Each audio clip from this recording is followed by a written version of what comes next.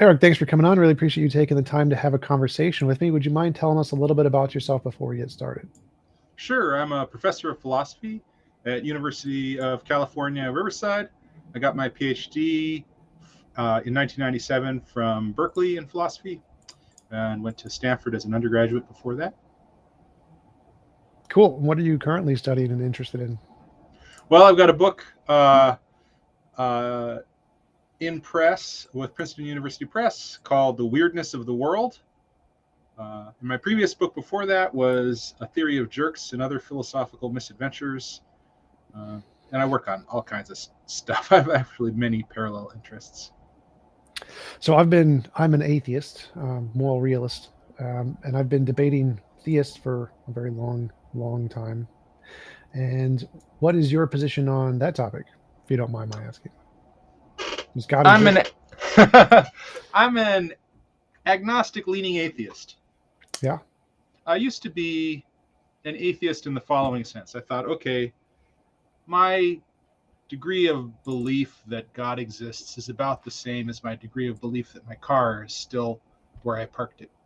Which is to say, it's not impossible that it was stolen or towed or, my spouse took it or something like that, but not very likely. And I figured that's enough confidence. I mean, I say I believe that my car is there. I know that my car is there.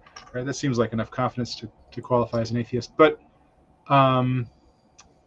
recently, I have been thinking we know less about the fundamental structure of the world than we think we do. That's partly what my forthcoming book is about. And in light of that, I think that it's not unreasonable to attribute a small degree of credence, more than the parking lot case, to the possibility of a God. That said, my money is on no God. Yeah. Are you a moral realist? And what is your position on morality? Do we need God for objective morality? I am a moral realist, and I don't think we need God for objective morality. What? You can have morality without a God? I guess that's your view. So, so I assume this surprise is fake. Yes. Right. So I think that there's such a thing as human flourishing and flourishing in general of things in the world, and that morality is the kind of thing that instantiates and leads to flourishing of that sort. Cool. And what instantiates the objectiveness of that? How is it true, independent of subjective opinion?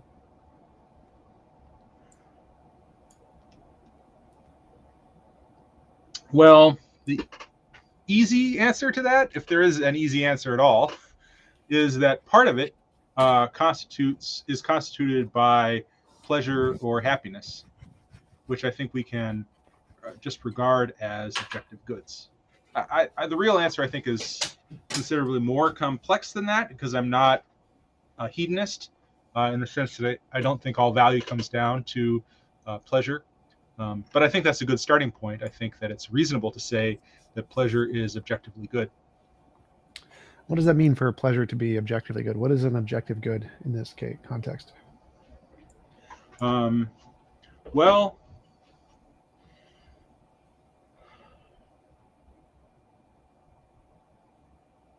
I guess here we might inquire into what we mean by the word objective. What's our purpose in employing that word? I would say like objective usually means, or usual context is something true, independent of opinion, something in correspondence with reality, or something along those lines. Yeah, okay. Well, that pleasure is good is something that's true regardless of human opinion.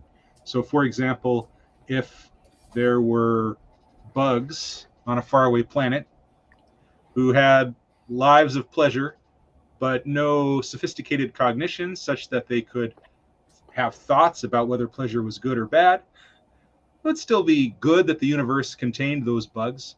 Right? It's not their pleasures being good does not depend on our opinion about them or about their pleasure or their opinions, which they can't have without pleasure. Well, what does it mean there to say that it's good? Because like I don't think the universe would care one way or the other. And obviously Uh-huh. the thing likes pleasure. By definition, pleasure is enjoyable, some kind of enjoyable emotion of some kind. But what does it mean to say it's good? If we have a universe with it versus a universe without it? Why would one be in any sense better? I think at some point you get to rely on foundational assumptions and intuitions. And here I think is kind of a stopping place. Here's one way that I here's one way I think about it. Now this is not going to convince somebody, I think, who's an opponent. It's more of an invitation to people who are on the fence, who are friends, so to speak. Right. So imagine a planet on the far side of the galaxy that with which we'll have no interaction whatsoever. We'll never see it. It's blocked by the galactic core. We'll never interact with it. We'll have no influence on us. We'll have no influence on it. What would you hope for, or what would be better for that planet? Is it better if that planet is just a dry, sterile rock, or is it better if the planet has life? If the planet has life, is it better that it has kind of complex life, or is it better just to have single cellular life? If it has complex life, is it better for it to have human beings with complex social interactions, with art and philosophy and sports and writing and falling in love and all of that? Right? I think that most people would or should agree that the latter kind of planet is better. I think that's objectively better, independently of our thoughts about it. So I kind of use that just as a starting point. I mean, you could say why. I mean, like you can be a 2-year-old and just say why and why and why, and eventually you run out of answers. And philosophers are kind of like 2-year-olds in that way. But I think it also makes sense to say, hey, look, here's a starting point. Well, for me, it seems like what's the difference between why was that a more reasonable starting point than God exists or something? Like it seems like you can make up any starting point you want, but Hmm. there has to be some way to establish a good rational starting point versus a irrational starting point. There is a magical flying potato on Mars or something. Hmm.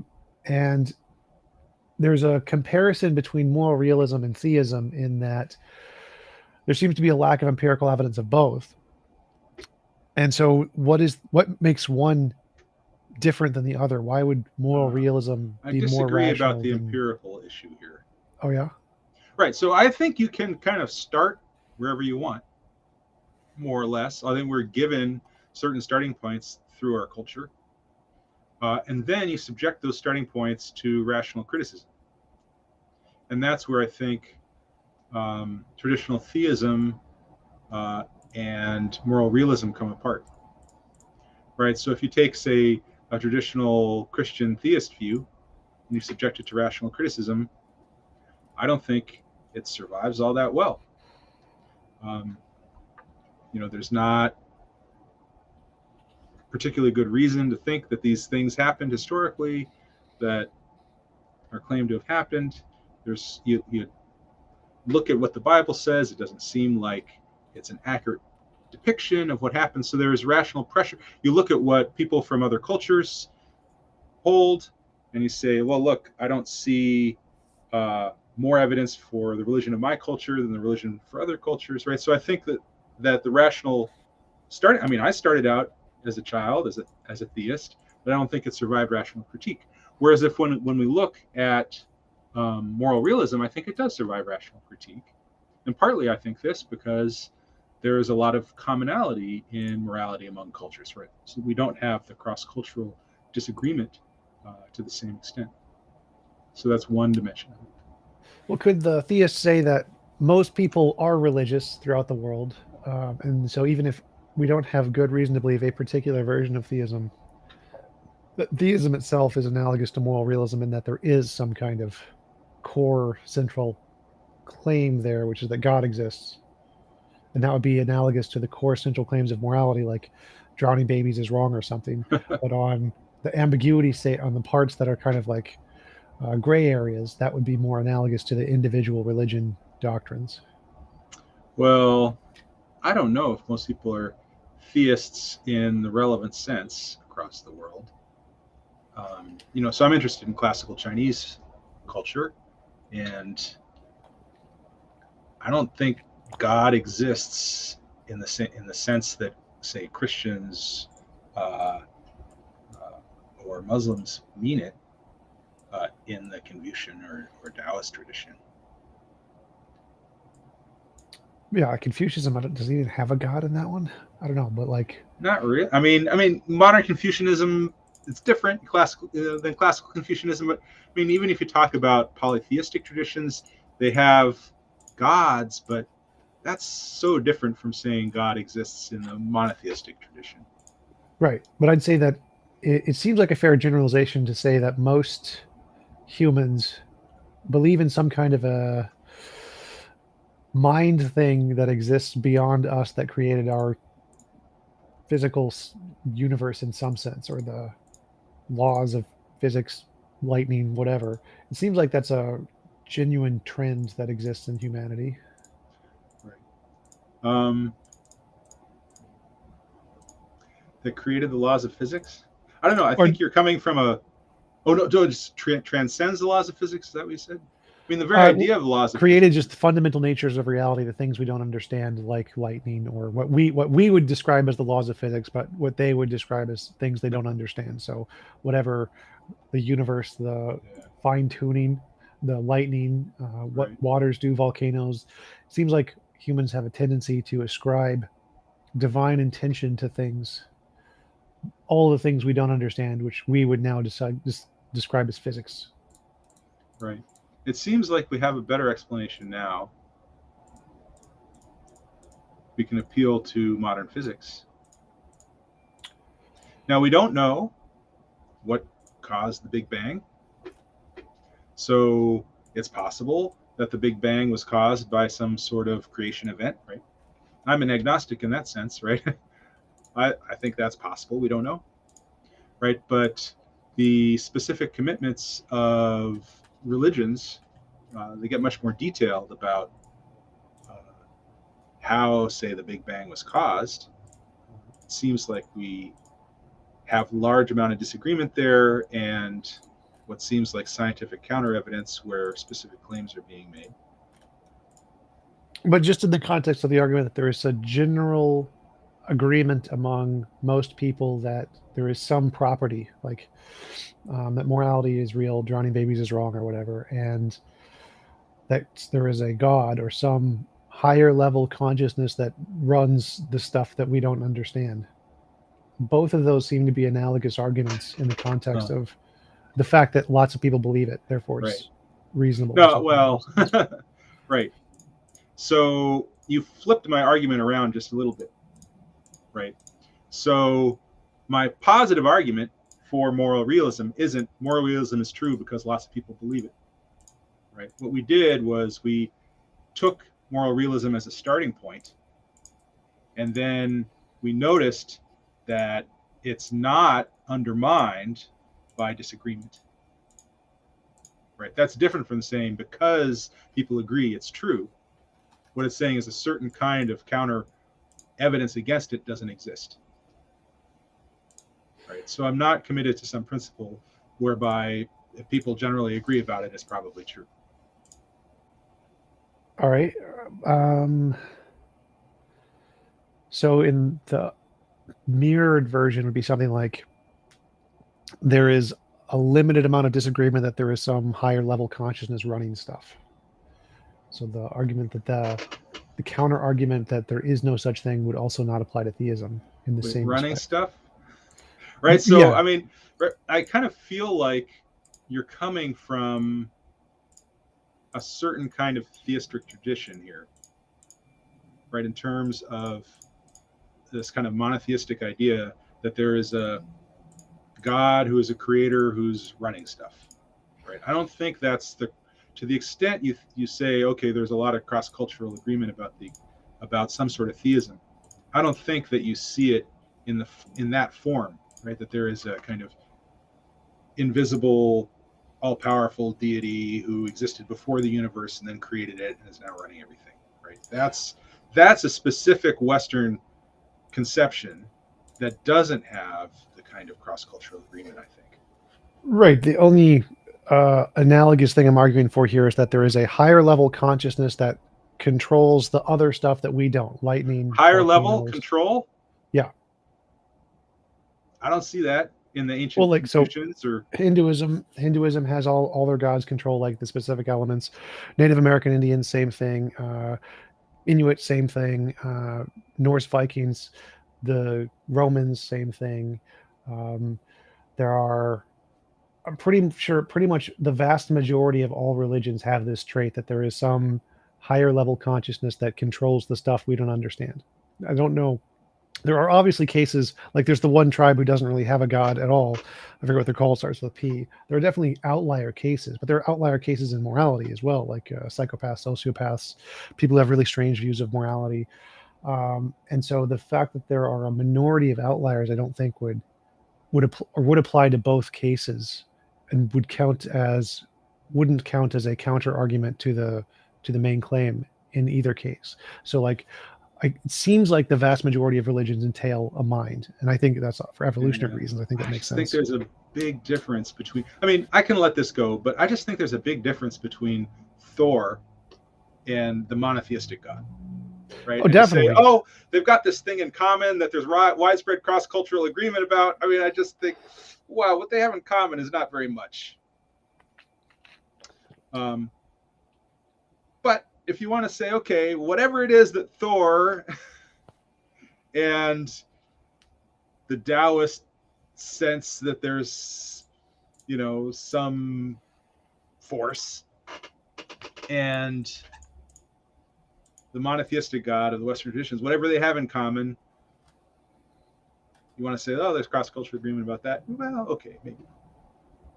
But that's so thin. That's so thin. Would that be different than the moral case? Yes.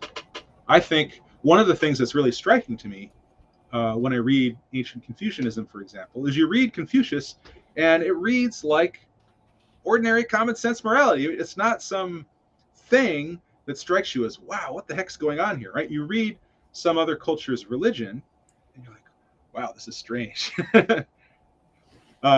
You read another culture's basic moral tenets and you don't have that reaction.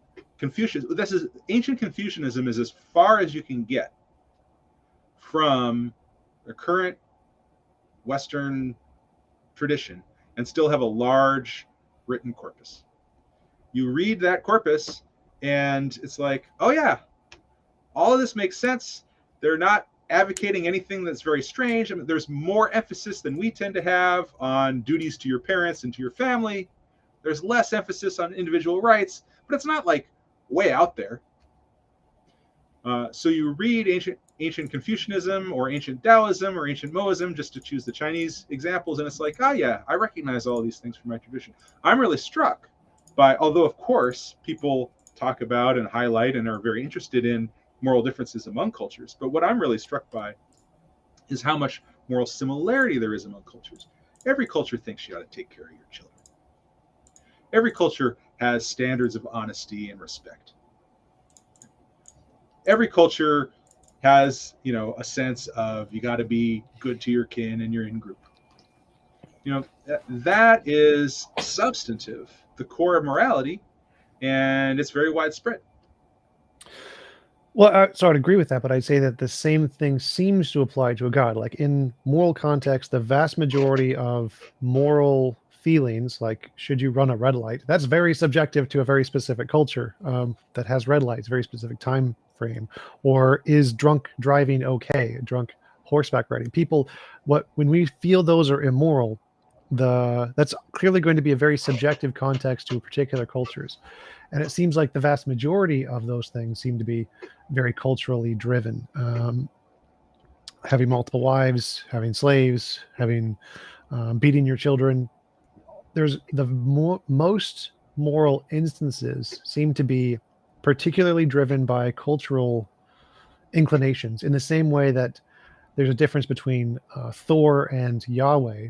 There's probably going to be a difference between each particular culture's view on morality and drunk driving versus running red lights or multiple wives, whatever.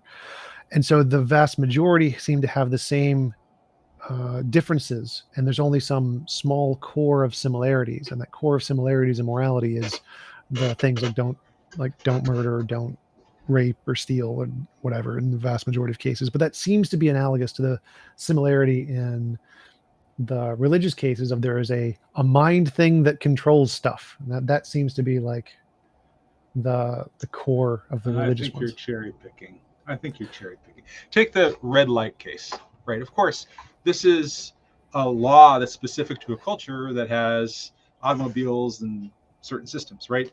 But that's way too specific. You're choosing a little detail of a culture, right? If you think instead about cross-cultural rules of the road, right? Every culture is going to have every culture that has transport like chariots and horses that is dangerous and has centers of population is going to say, don't ride your chariot at full speed right through where the kids are playing marbles, right?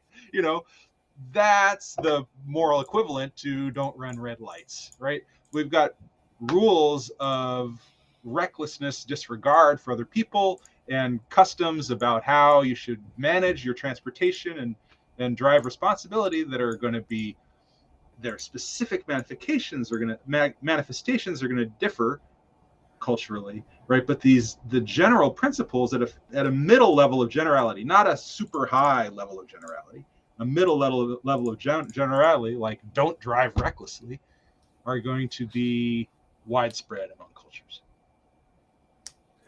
Middle level of A middle level, that's the level to be at here, right? At the very, very top level of almost nothing in common, we've got Thor and Yahweh and the Taoist sense of a transcendent being, right? At a middle level of generality, we've got, say, there is a God who died and your and atoned for your sins, or you have cycles of afterlife. Right? At that middle level of generality, there is a huge amount of cross-cultural disagreement in religion, but at that same appropriately middle level of generality, that's not the case for morality. That's my view.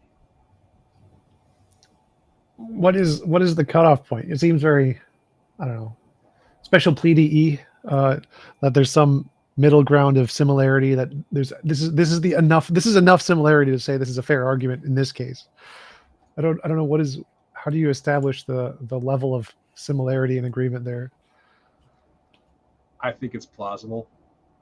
I know you're playing the devil's advocate, but I give you these examples of middle level of generality. I think that a reasonable person listening to this would say, yes, middle level generality is stuff like God died for your sins and, don't drive recklessly, right? I think any reasonable sense of what's a middle level of similarity in terms of religion, the specifics of religion and the specifics of morality is going to say, yeah, those are about the same level of similarity, or even don't drive recklessly is more specific.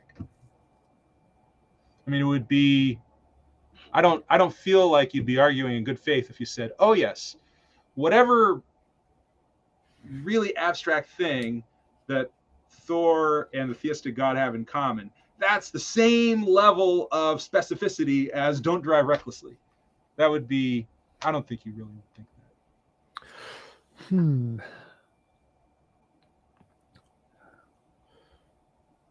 I don't know. It's hard for me to distinguish what levels those are and what they mean. I would say, like, for me, I think moralism makes more sense as like a law of physics kind of a thing that exists in the universe objectively. And So Sorry, it's what made. makes sense as a law of physics? I think morality, a moral realist Morality. perspective, like Yep. morality actually exists. It exists as an object of some kind, platonic object, whatever. I like law of physics. I'm going to say it's law of physics. And so what makes it true is that it corresponds to reality to say something is true morally because of in whatever way it's instantiated by whatever object it exists as. And I don't see why the level of agreement would constitute a really good argument for moral realism, because obviously I think that It's not an evolution. argument for it. It's just not an argument against it. Right. I Right. tried to clarify that earlier on. Right. So are we going down the wrong path? My view is not moral realism is true because people agree about it. If you think that if this line of reasoning is an attempt to undermine that, thinking that that's my argument, that's the wrong path. That's not Right. what I think.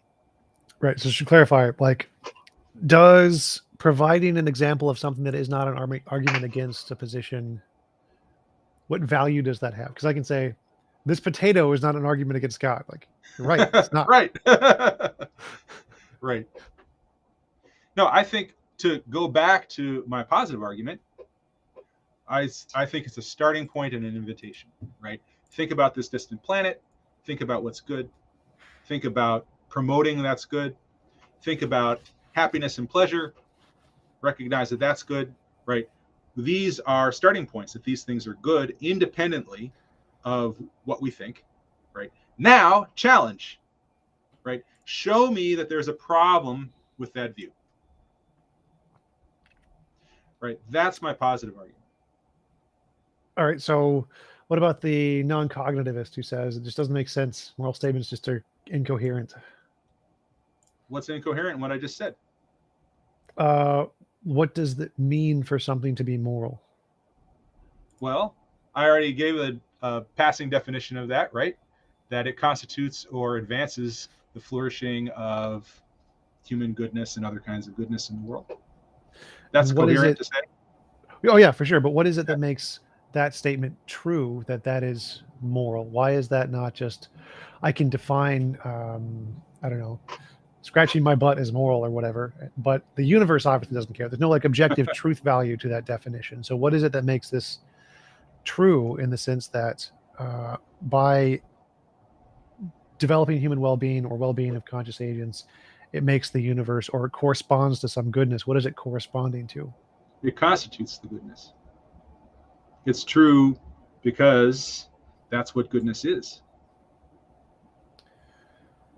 So it's like saying, hey, look, here's an electron. An electron is this thing. It's, has certain interactions with protons and neutrons. And then you say, oh, what constitutes it as an electron? What thing other than an electron makes it an electron? No, that you don't need to answer that question. So you're saying like this, I don't know, how does that, like, so the social or psychological feeling of or well-being is like a thing in the universe? It's like an actually existing thing? It is, yes, absolutely. Feeling good, having the experience of pleasure and feeling good, for sure, that's the thing that exists. And we want to say more of that and less of the feeling of bad constitutes goodness. So I mean, I'm reducing it to a hedonist position for the metaphilosophical purposes, even though I'm not a hedonist and I want to say there's more to it than that. But if we're just thinking metaphilosophically or metaethically, right, we can go with hedonism, right, and say, okay, let's just start with that, right? So the feeling of pleasure just is something good. There's no further thing that needs to be the case to make it good.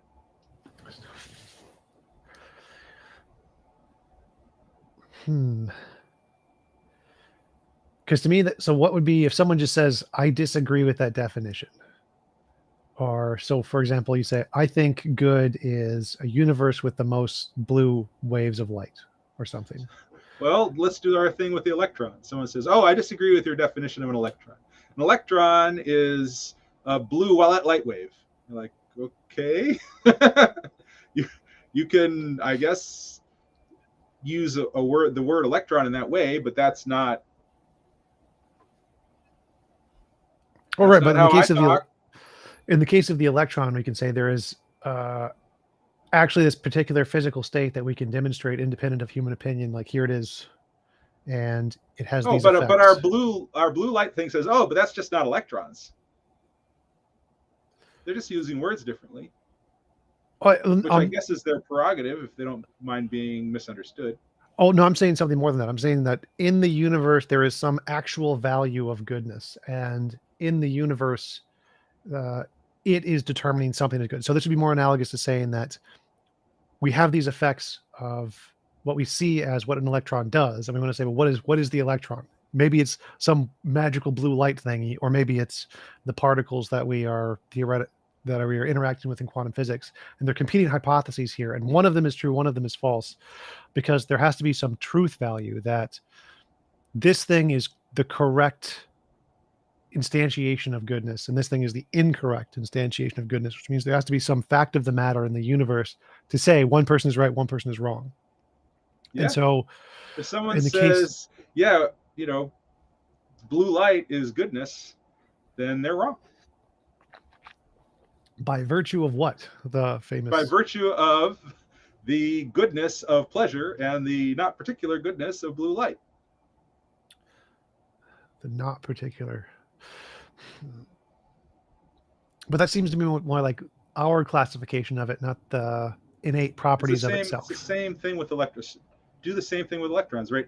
If someone says, I'm going to just define electrons as blue light, there's no physical experiment you can run that will prove them wrong.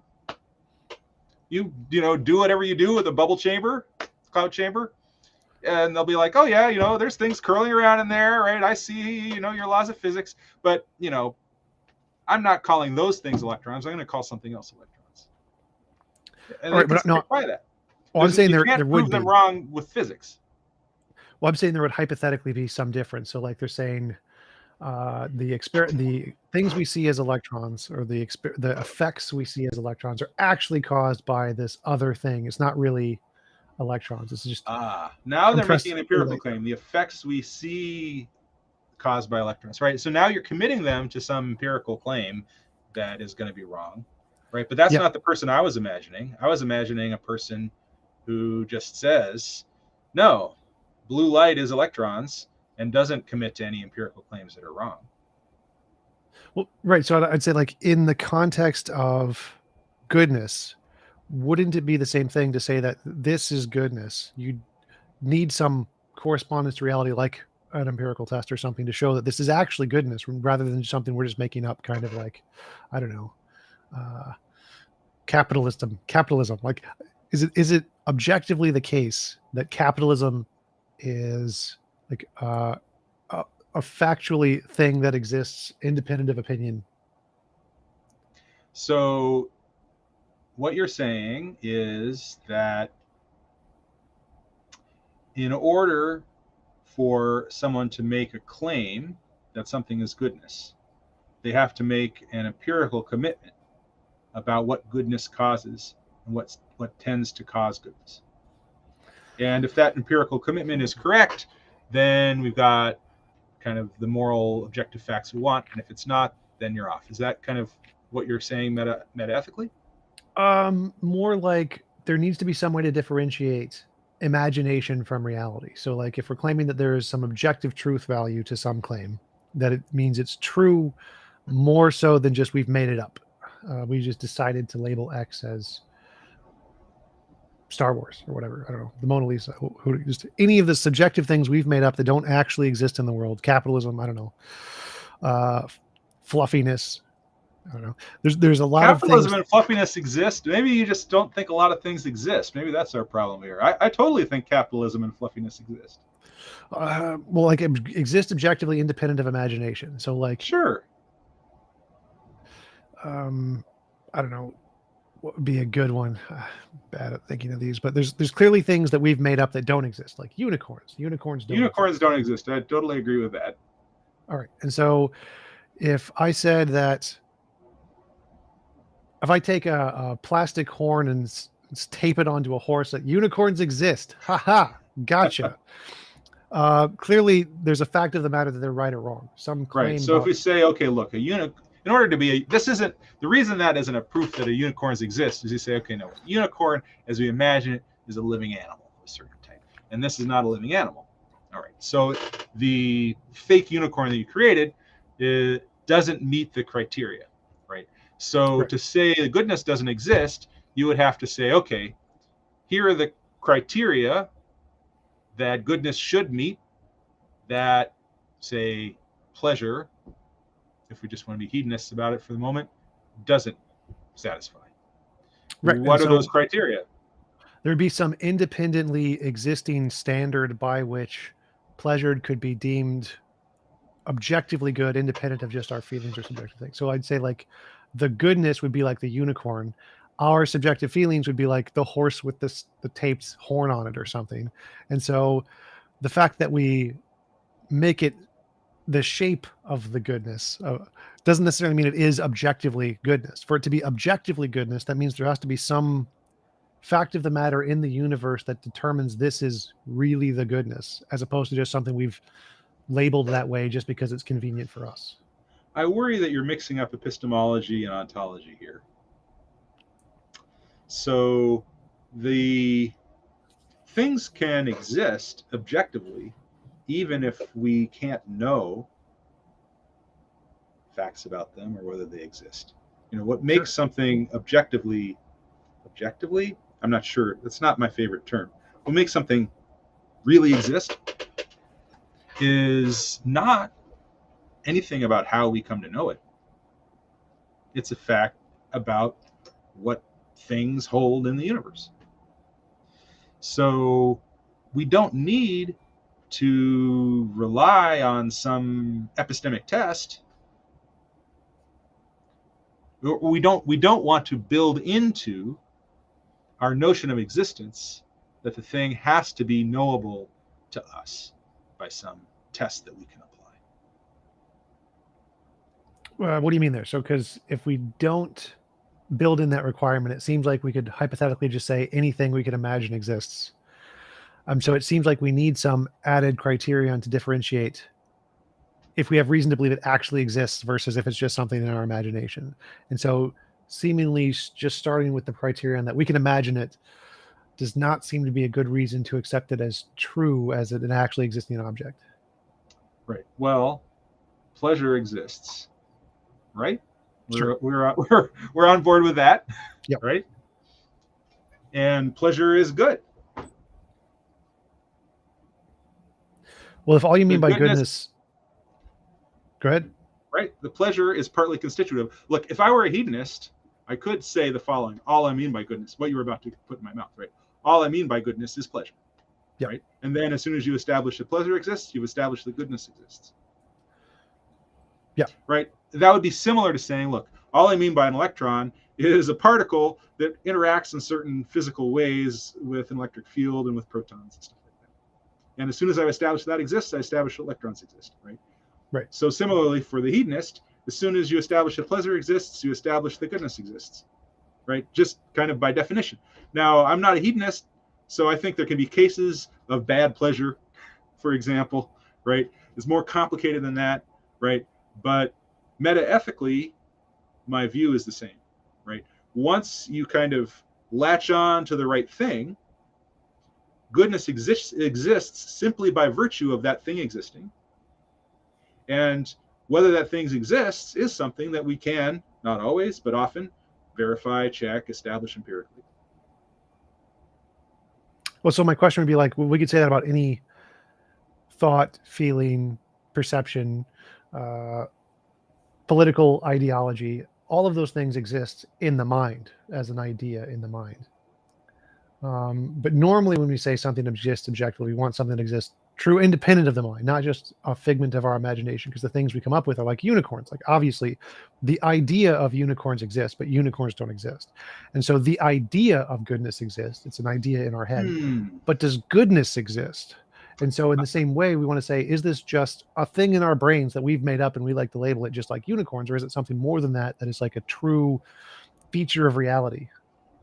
So I'm a little worried about how you're using the word objectively, but maybe that's not our disagreement here. But let me just poke at it a little bit, right? So I think, I mean, there are at least two different senses. There are probably more than this of the term objective, right? One is something like really real, and another is something like independent of what's going on in human minds. Now, those senses can come apart because there's some really real stuff that happens in human minds. By the way, I owe this to Elizabeth Lloyd, my teacher in grad school, who has this wonderful paper on the term objective and its misuses. Right. So if you kind of use the word objective both to mean really real and to mean independent of our minds, then you kind of lose sight of the fact that there are really real things that are not independent of our minds. Like, for example, pleasure. Right? Pleasure isn't independent of our minds, but it's real. Oh yeah, absolutely. So like, but if we asked, is a foot objectively 12 inches or something? Well, we've totally made that up. There's no standard in the universe that makes a foot 12 inches. It's just something we've just labeled as this is a foot because it's convenient for us. And so if you want to know if it's objectively true that 12 inches is a foot, well, in human society it is. Sure, it's objectively the case that for me and you, 12 inches is a foot. But if it's real, if it's objectively real, objectively true to the universe, well, then we're going to need something a little more than human society. Now we got to say like, okay, which law of physics determines that this is 12 inches as a foot?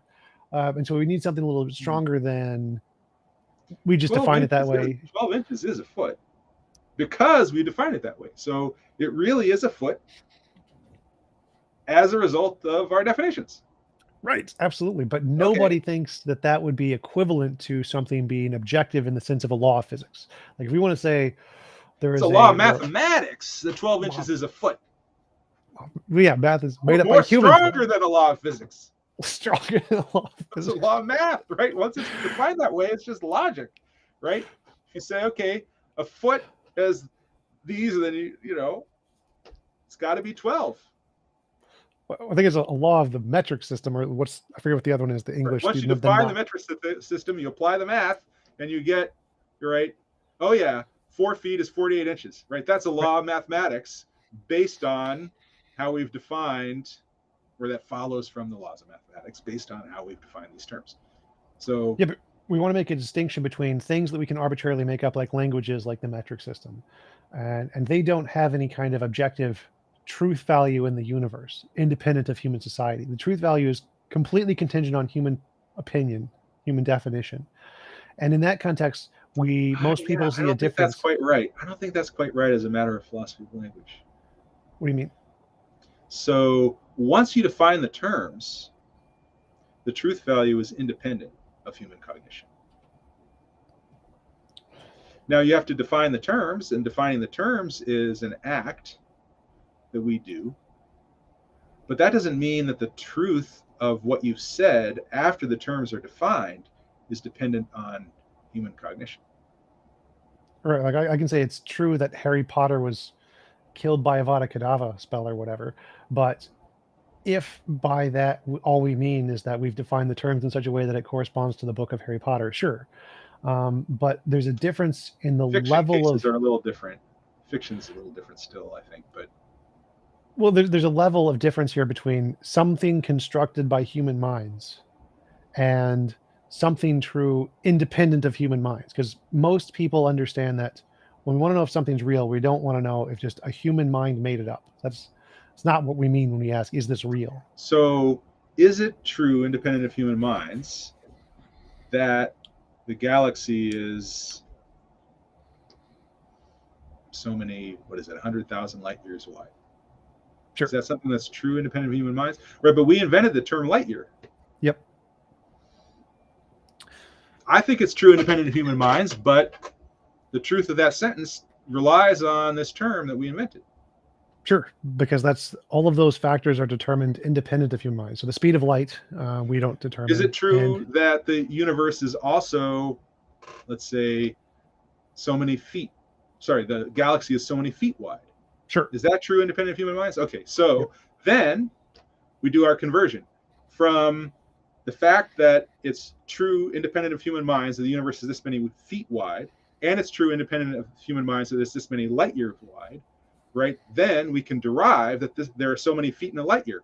And now it turns out that it's true independent of human minds that there are X number of feet in a light year. Sure, but that would mean that we are Which light is what year you denied realists. earlier on, right? You said that was something we created, that there are so many inches in a foot. Well, we didn't create the speed of light, and so We created. well, so like we can take an All right, actual we can thing. do it. We don't have to do it with light years. We could do it with feet and inches. Is it true, independent of human minds, that that the galaxy is so many feet wide? No. No, Like- it is like- true. Independent of human minds, it's so many light years wide, and it's so. But you already said that. I already put it in feet, and you said yes. Well, yeah. So if we transfer So you changed your feet, answer.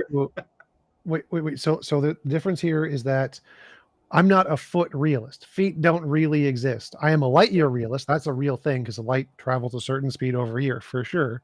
And so that is corresponded to some physical fact of reality that is true independent of human minds. What a foot is, that doesn't exist. We could just make that whatever we wanted to, and it would make A zero year difference. is kind of something we defined too.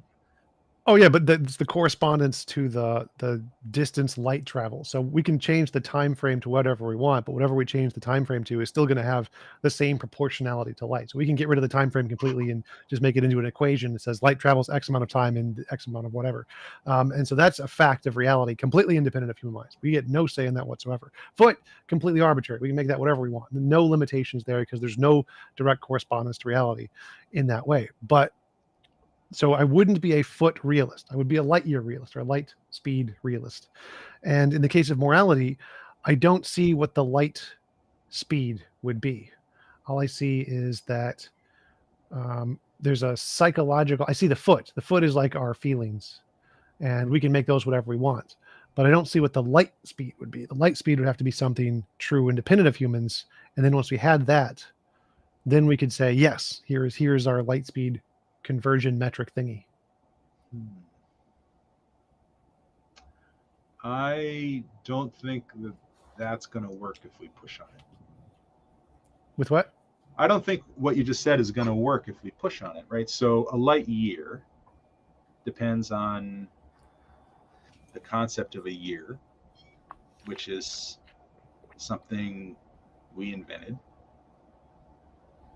right? So a light year is, in a certain sense, just as much an invention as a foot is.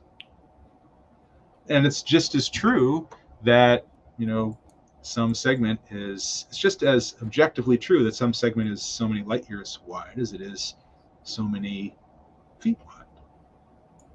You would, as a scientist, you wouldn't say, you wouldn't convert from, say, light years to feet and say, oh my God, you've gone from objective truths to mere subjective stuff.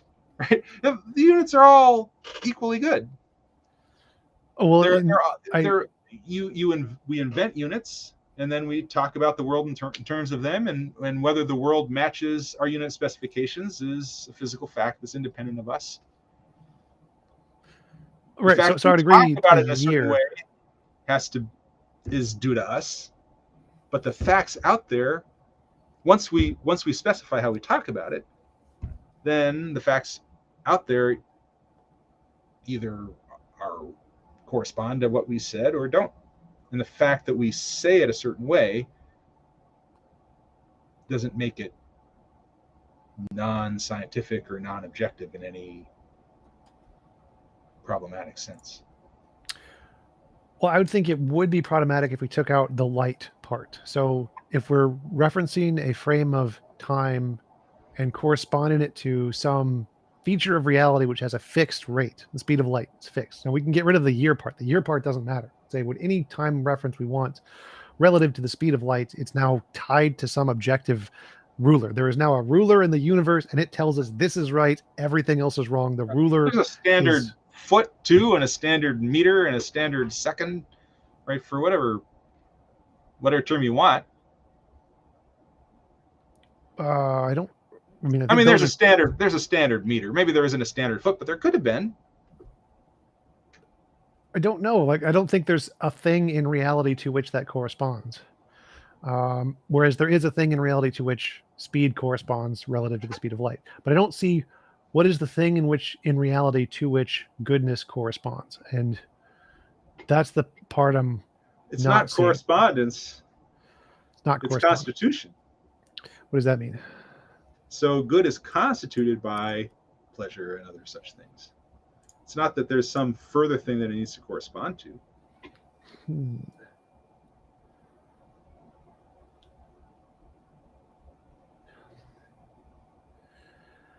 But wouldn't that apply to this, any arbitrary distinction we made? So you can say like, Yeah. I don't know, like the good, the cool animals are the ones with four legs or something. Like the coolness, what is the word? Not corresponds. What was the other word? Comprises. Constitutes. Constitutes. So the cool animals group is constituted by all animals with four legs or something. That seems completely arbitrary. It doesn't seem like that would be an objective, or you couldn't be like a realist about coolness at that point. Even though you could say that there is some arbitrary set of traits that we label as coolness, I don't think that Well, you would go ahead. okay. Yeah. So if I say call, and use some term, let's not use cool. Let's use blinket. Call blinket any animal with four legs. Then there's an objective fact about whether that animal over there is blinket or not, right? Sure. So I just invented that term. Yep. Now, if you, instead of saying blinket, say cool, but by cool, I just mean has four legs, then that's fine too, right? Now, you've chosen a term that's confusing because we use it to mean other things and it's got all these associations. So you've made a kind of pragmatic mistake by using cool instead of blinket. Now, if you want to define something two ways at the same time, then you make an empirical commitment. You get one thing for free when you make a definition, right? You can either, let's say that you want part of your conception of coolness to be that these are things we should aesthetically appreciate, right? Now, if we define coolness as both all animals with four legs and things we should aesthetically appreciate, now we've defined cool in two ways simultaneously and we've taken a risk, right? So if it's not the case that we should aesthetically appreciate all things with four legs, then our definition is broken. Right. So I'm just going with the first part, the blanket. Right. You can just go with as blanket. As long as you're going just blanket and you don't bring anything else, you kind of get one aspect of a definition for free. Well, would you be a blanket realist then? Would you label yourself as a blanket realist? Sure. Because that seems to be like making a secondary claim. It seems like we've made up a term to refer to something in reality, and we're saying that term, the essence there are of really it actually things exists. that either are four-legged or not. Blanket's just a synonym for four-legged, right? Am I a realist about whether animals have four legs? Yeah. Sure. That seems like it's